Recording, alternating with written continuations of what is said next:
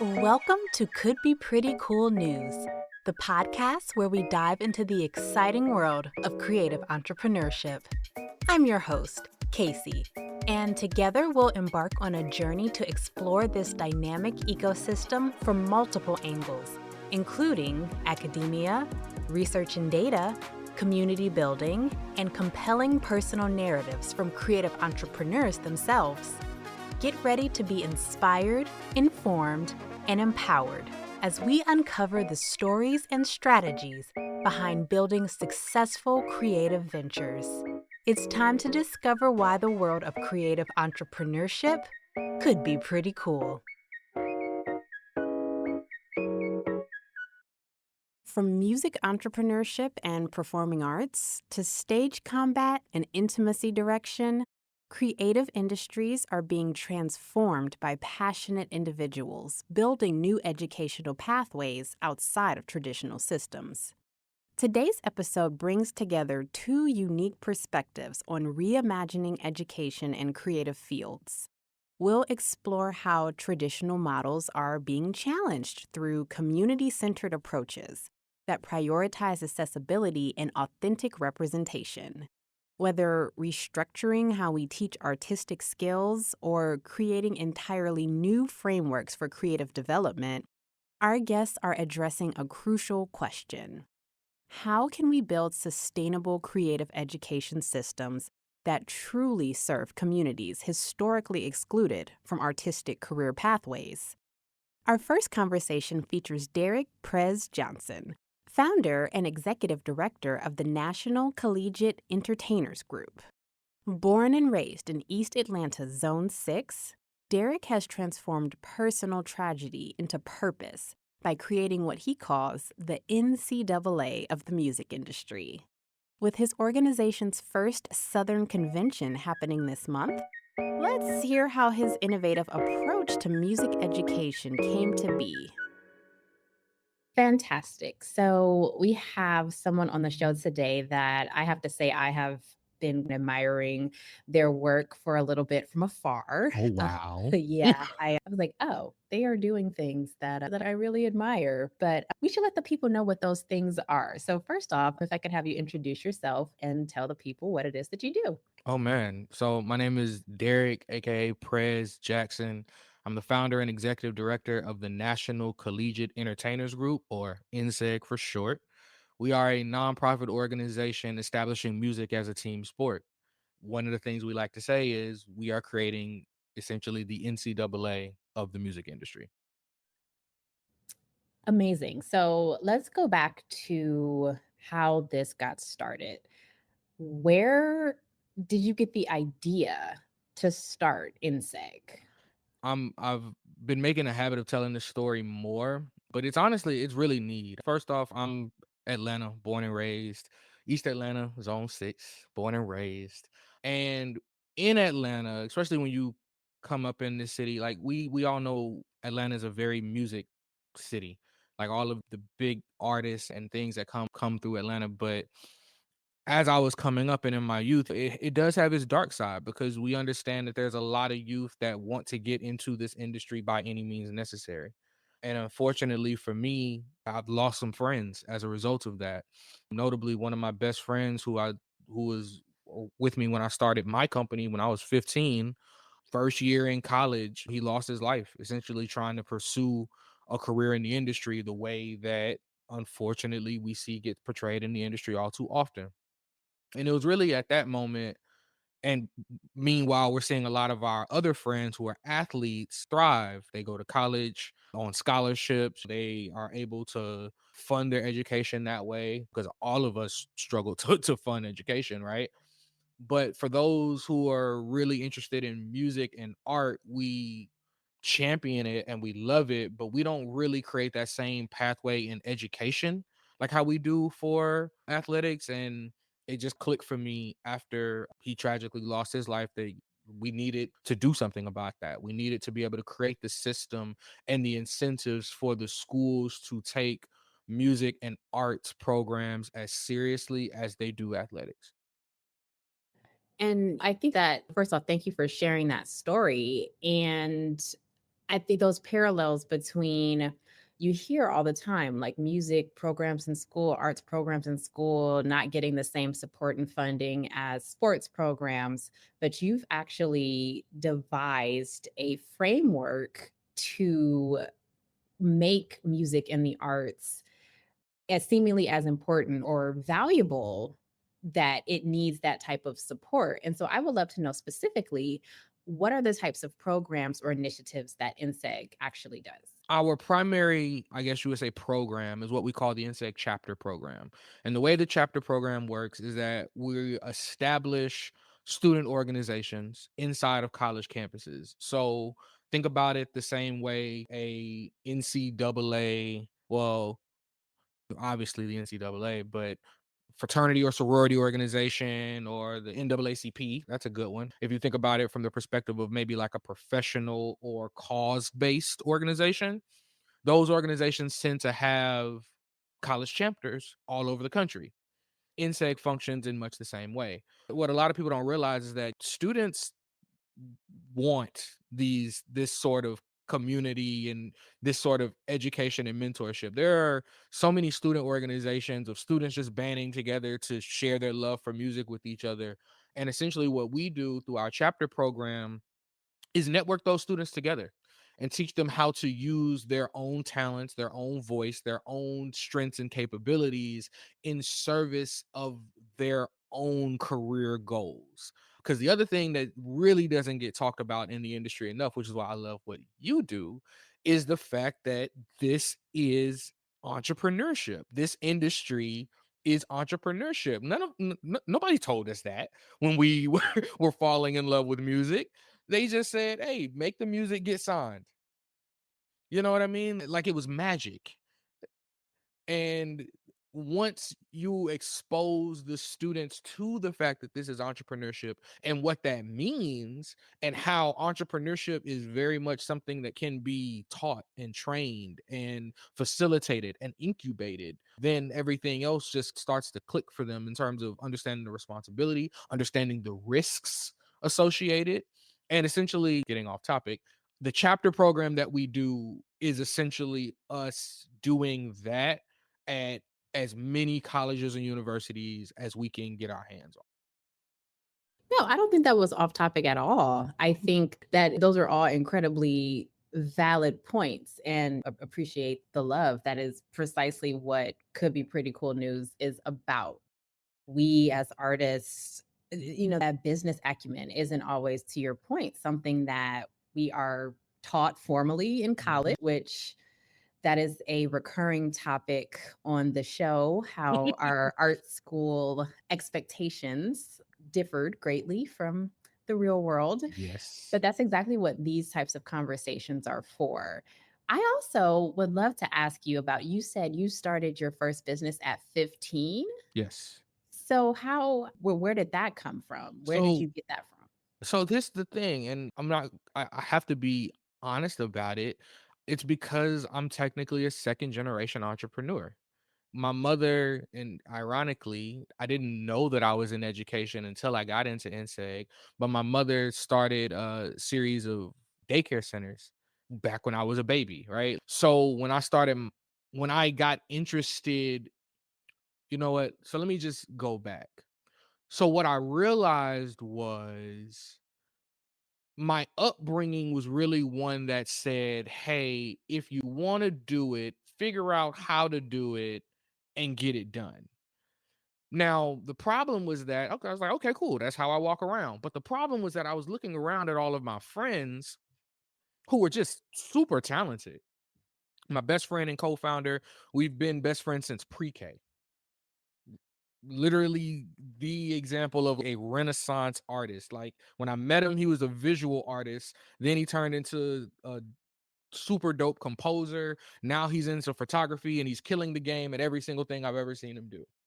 But when we first met, and he was being artistic, he didn't have that same support at home for his art, like the rest of our friends didn't have that same support at home. So for me, it was like, yo, like what you guys are doing is super dope. Like we need to make more of this. And they were like, I don't have the money to go buy this supply. I don't, my parents don't want to give me money to help me do this. It's like, oh, okay, we gonna sell it.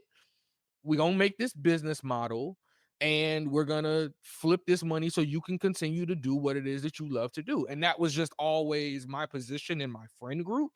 So once I approached my parents about what it was that I wanted to create, they were supportive of it. And that was how I was able to start my first company at 15.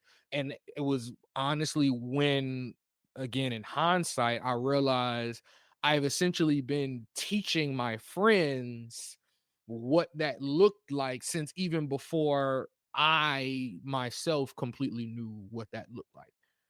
So this is like what you're supposed to be doing. It's so weird, but absolutely, and I'm proud of that. So, speaking of the things that you're doing right now, are you a part of any type of programs that are helping to further your work? What are you doing as far as professional development for your organization? Absolutely. I'm so happy that you asked, Casey, because you and I share our connection to the Truist Foundation, which is something that we're a part of right now, that I'm a part of right now. I know you're a graduated cohort, but I'm a part of the Truist Foundation now. And just being a part of that has really taught me so many more things about what it really means to be an impact driven organization.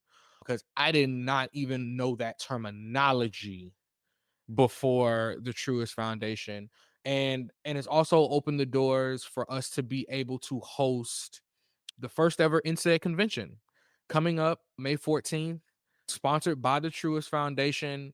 And just the framework and platform that they've given to me in order to be able to properly communicate what it is that I am doing is invaluable, which is why I tell everyone, even my own students, hey, like, we are a community of forever learners, especially when you're in the music industry, because everything changes every year anyway. So if you don't know how to learn and keep learning, you're in trouble. Yes, off the record, like same. When I applied for Truist, I was like, I'm just gonna do this because I'm not getting it in. And I like, yes, I completely reframed my whole business model as, oh, we are an economic development organization because we don't want poor starving artists to exist. But Mm. yes, just all the frameworks and it's a really good program. Okay, so the Insect Southern Convention, this is your first one. What types of activities can people expect? Oh, so they can. So we'll be activating all three floors of wonderful building and institute at Georgia State University called the Creative Media Industries Institute. It's who has housed us and loved on us since I was a student trying to figure all of this stuff out. But we'll be activating all three floors so they can expect live performances. We'll be doing a student beat battle where we'll be giving away a cash prize. We'll be doing panels and workshops, bringing in industry professionals. We have over 20 different professionals across various backgrounds, some flying in from California. We're bringing out everybody, and not to mention an alumni meetup. 10 plus years of doing this means that we have quite a few successful alumni, and we're inviting all of them back. And then ultimately, and the thing that I'm most proud of is that we'll be actually publishing our research. We'll be publishing the research of these last 10 years and making it available for the NSEG model to be utilized in every school, colleges, and high schools. Because that's ultimately what the Southern Convention is about. The Southern Convention is about presenting this business model to the general public and letting people see how it works so that colleges and schools can start forming teams and utilizing the NSEG platform to build the next generation of music entrepreneurs. That's amazing. And we are huge fans of creative entrepreneurship research. So, whatever we can do to help amplify that once it launches, we would be happy to do it. And so, my final question for you, I love how you mentioned in order to be successful in the music business, you have to be a lifelong learner because things change so much. And right now, between changes in tech and AI, you can type in beat that sounds like such and such, and just all the things. What are you hopeful about for the next, I don't know, it can be year, 5 years of if you could imagine like the perfect music industry, what would it look like? Oh yeah, I can imagine it because we're building it. Without giving away too much, what I can say and what I'm excited about is the fact that the irony of this tumultuous place that the industry finds itself in is that we've positioned ourselves and researched enough to be able to see a lot of this coming, in the sense where, think about it, think about where we are. Technology is expanding so rapidly that without a proper institution or body to be able to study those changes, the entire industry is constantly on its heels. Sounds like something that MIT figured out a long time ago with regards to the tech industry, does it not? But I digress. We're also in a place where all of the majors are closing their doors on their traditional business model and going to a model that essentially requires any up and coming indie artist to be a self-contained business that's ready to be invested in before they even give you a second look. Sounds like the perfect scenario for a semi-professional version of the music industry to exist, right? So if we're incubating and developing all of this talent, not just the artists, but the managers, the producers, the engineers, in the context of these teams and small, nimble, niche based teams is the future of the industry as a whole. Teams that understand how to change and utilize this technology regardless of how controversial it may be, but is a part of a community that can talk about what those ethics entail and how to play by rules that protect everyone's intellectual property. Community is becoming so important that our industry has no choice but to conform to it. And that's why I'm so grateful and happy that we decided to build our education platform in the context of community and networking various communities. That's amazing. And yes, we hope your vision of the music industry, of the creative economy at large fits what you can see, because it's going to take folks like you who are thinking about the root of these problems and not just going, oh God, it's so messed up, what are we going to do, actually trying to figure out how can we start with the folks who are coming up so that we can train them in Mm, order to be the leaders. I think it's so important, and we're so happy that you're doing the work. And so, thank how you. can people find out more about, okay, maybe not if you want to find out about you. Would you prefer like you or INSEG or That's a great question. I've been trying to answer that question myself for quite that's some time now. I'm putting my face out there more on a lot of the insect stuff so they can find out about insect and they'll find out a lot about me. But we're national CEG everywhere: YouTube, LinkedIn, Instagram, TikTok. Website is inseg.org. It's also nationalceg.org. We bought both domain names because, hey, yeah, and you can find out a lot of the information about what it is that we're doing there.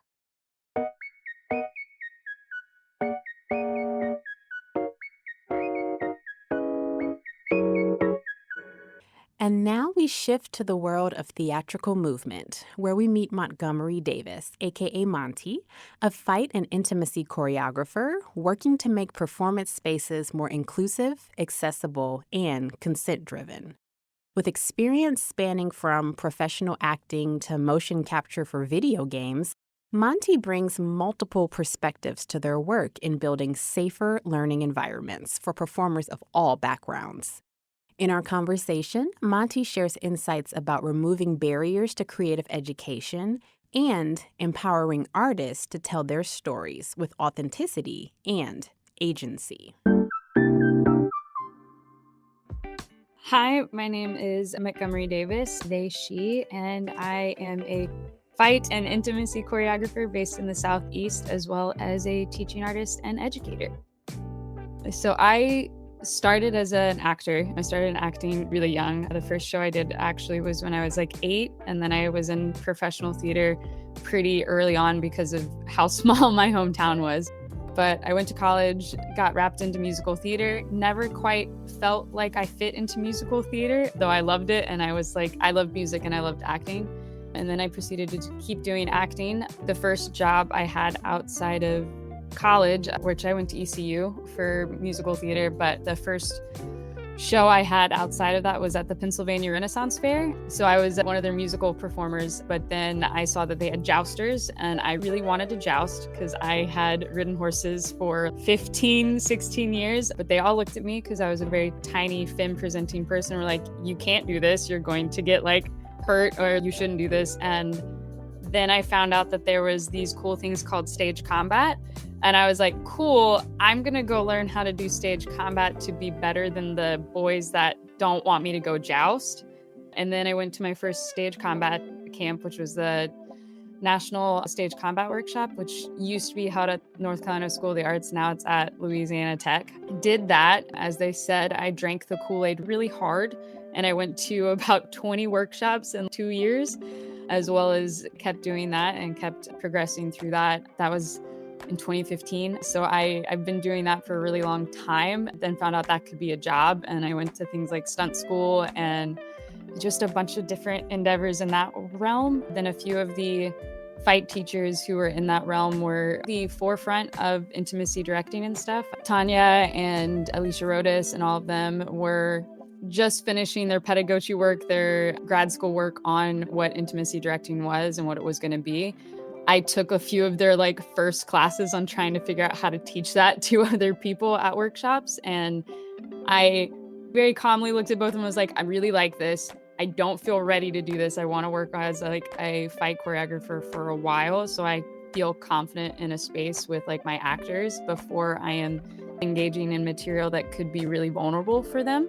So then it was me working fight choreography for shows off and on. And then I slowly took more and more classes with intimacy directors and coordinators. I'm right at the end of that process of for like certification with them as an intimacy director, but fell into it, that work. Also fell more and more into that work because of being an apprentice at Serenby Playhouse and seeing all the harm that was happening and wanting to like create safe spaces for other actors and other performers, especially young performers and actors like myself at that time. And I think that was probably the biggest push into this work for me, was like wanting to help create.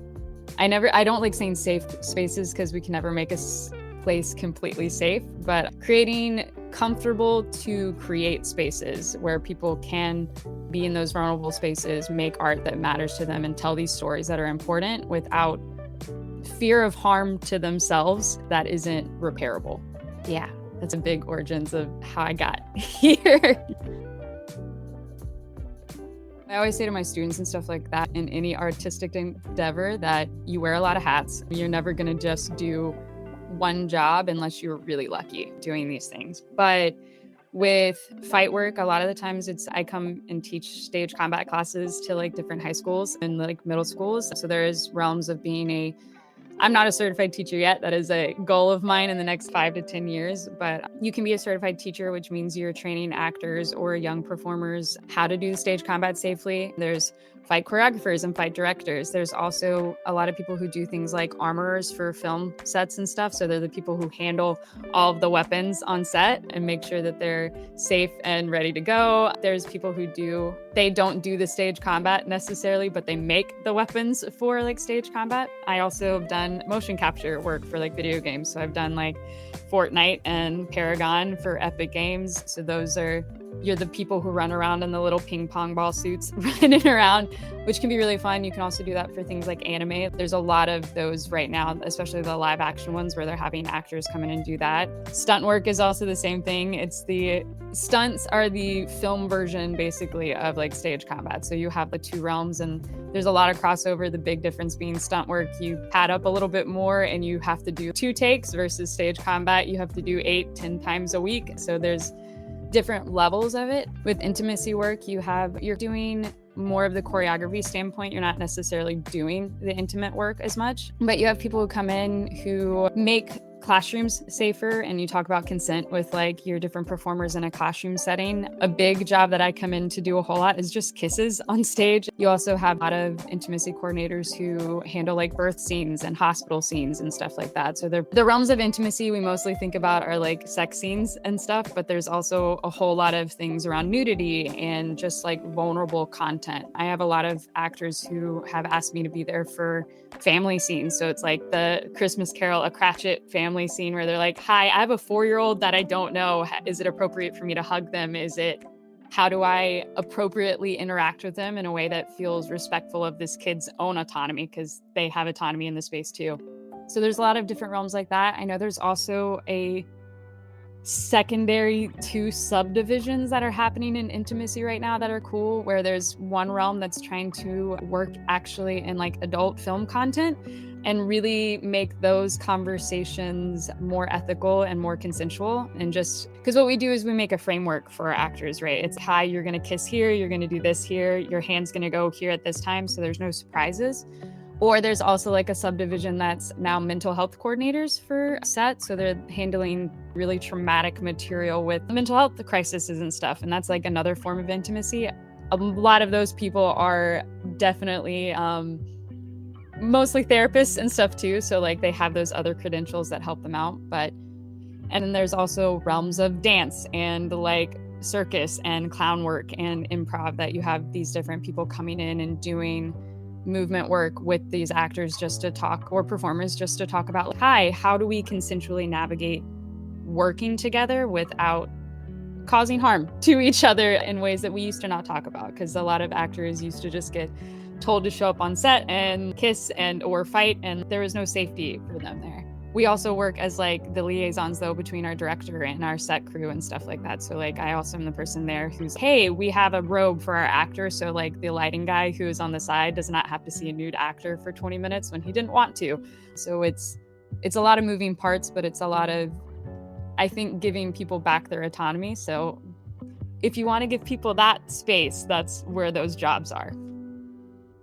So I'm getting my master's in teaching from NC State in elementary education. I went the route of looking at MFAs, and I slowly realized that I wanted to be a better teacher and a better director / choreographer. I had a lot of training, a lot of skills in how to do the work as a performer, but I didn't have a whole lot of training in how to talk to my students or to my actors. And a big part of that for me was learning the difference in how to watch the room of people that I was in, as well as watch my students and be able to think about their needs before everything else going on in the space. So like a big component for me is the things of like making accessible spaces and making accessible knowledge to people. So like, how do I adapt for my like students or my actors who are disabled, who are chronically ill, who don't speak English first, who can't speak English at all, who use ASL, who are deaf, who are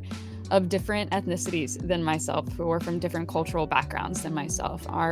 Unfortunately, our industry is very white, very straight still, very heterosexual. And those things have really great stories, but we have so many other stories to tell. And a big part for me was, how do we as teachers and directors and choreographers show up for our other people in our community whose stories need to be told in a way that is respectful of them. I know for me, it was a lot of the wanting to bring safe and like accessible spaces, knowing that as a like white cis het presenting person, even though I am not a cis or het, being able to, I'm already in those spaces. How do I bring other voices into those spaces in a way that they feel comfortable, at least. And comfortable not meaning like we're not uncomfortable trying a new thing, not exploring, because that's what art does for all of us. It's very vulnerable, but safe enough to be able to look at somebody like me and go,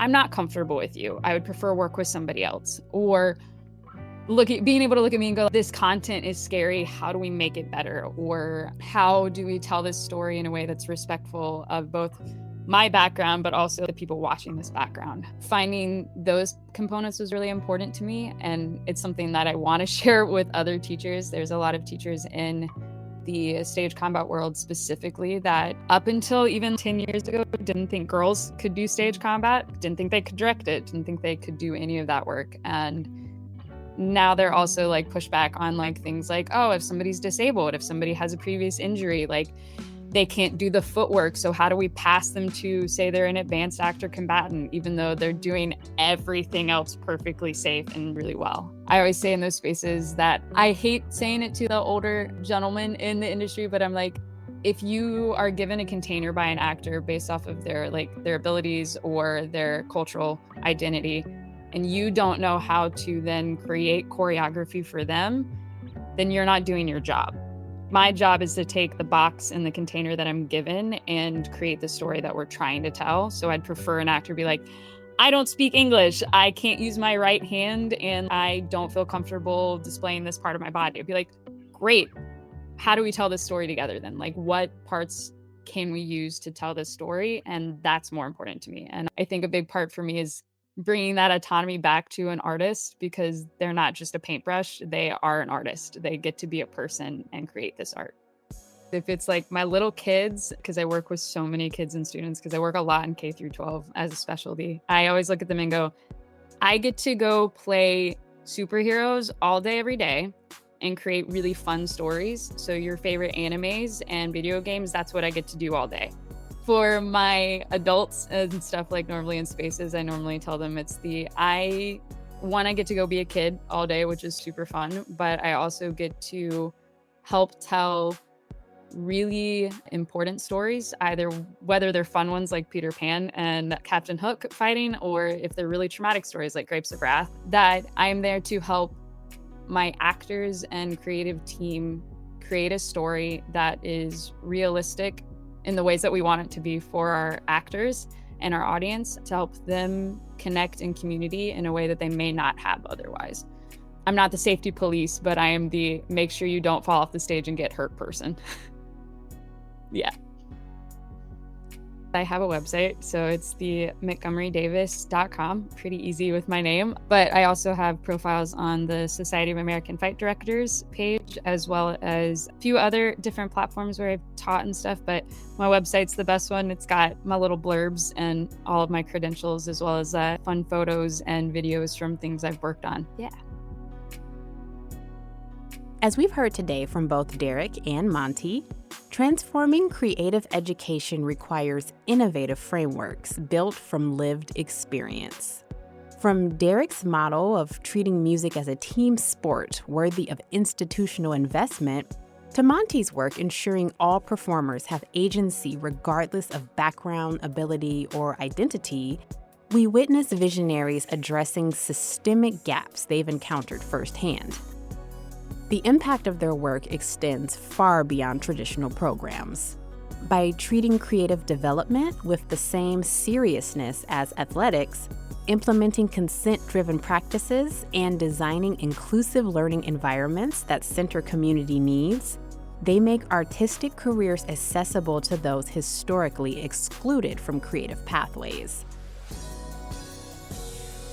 And that brings us to the end of today's episode. Until next time, we encourage you to continue nurturing your process. Farewell, and may all of your creative endeavors flourish. Could Be Pretty Cool News is a Could Be Pretty Cool original production. Created, hosted, and executive produced by Casey Lueders. Senior producer is Liz Moore, and supervising sound editor is Trinity Jackson. Our original theme music was composed by Camille Stennis and cover art design by AJ Johnson. To learn more about Could Be Pretty Cool and discover whatever else we're up to, visit us at couldbeprettycool.substack.com. Thank you for listening.